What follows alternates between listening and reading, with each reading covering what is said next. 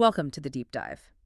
Today we're looking at a source that really challenges how many of us think about, well, a whole world tradition, Buddhism. Right. People often see it as, a set of beliefs, maybe rituals, but the text suggests the Buddha actually encouraged something almost opposite. Mhm. So our mission today is to explore why this path seems to start not with belief, but really with a question. Yeah, and that distinction is pretty profound. It's moving away from this idea of blind faith. Hmm. The Buddha wasn't asking for belief. He was asking people to question, to investigate for themselves. Favor yourself. Exactly. There's this huge term, sada, often translated as faith, but it's closer to confidence or trust.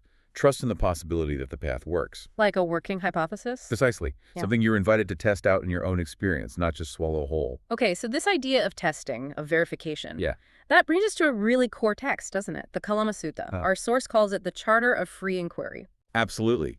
And the story behind it is key. You have these villagers, the Kalamas, completely confused. Why were they confused? Well, they lived in a place with lots of different teachers coming through, each saying, "My teaching is the only truth."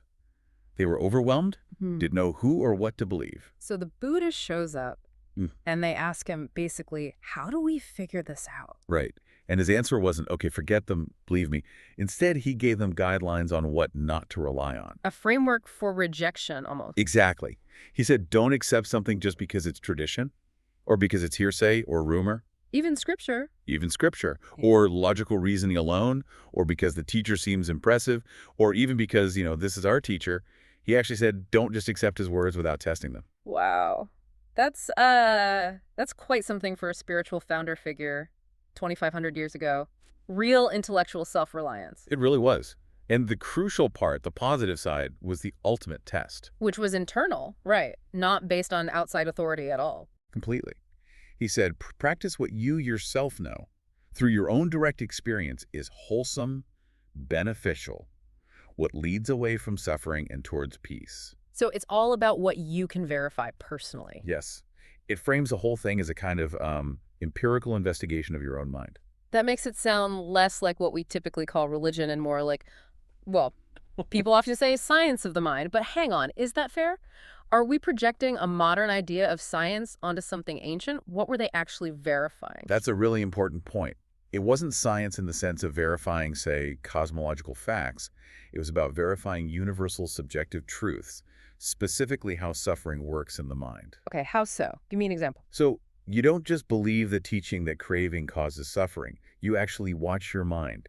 You notice directly what happens when you cling to a pleasant feeling that fades, or when you really want something you can't have.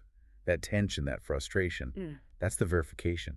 Ah, I see. It's observing the mind's mechanics in real time. Exactly. The direct observation of how your mind operates. So the aim is that direct knowing.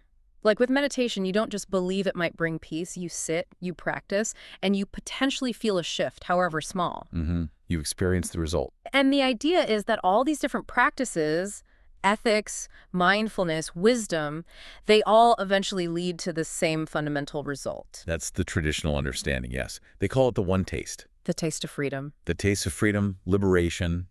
It's the consistent outcome, the verifiable result of this whole path of investigation. Okay, so connecting this ancient wisdom to today.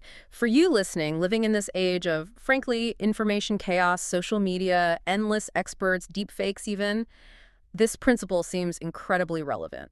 It's a powerful filter. It really pushes against just accepting things, against confirmation bias. The invitation hasn't changed. Don't believe too quickly. Just pause. Observe.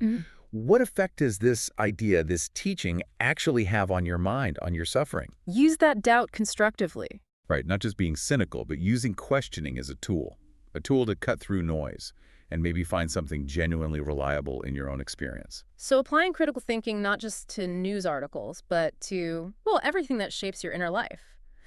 The big takeaway then is this journey from just accepting things to seeing them directly. Yes, from inherited belief to personal, direct knowing. So a final thought for our listeners. Maybe next time you encounter a compelling claim, doesn't matter if it's from a book, a politician, an influencer online, even a spiritual teacher, try asking those questions the Buddha encouraged. Does this teaching actually seem to reduce suffering in myself or others? And, crucially, Can I test this? Can I verify its effects somehow in my own direct experience? That honest personal investigation, that's where genuine insight begins.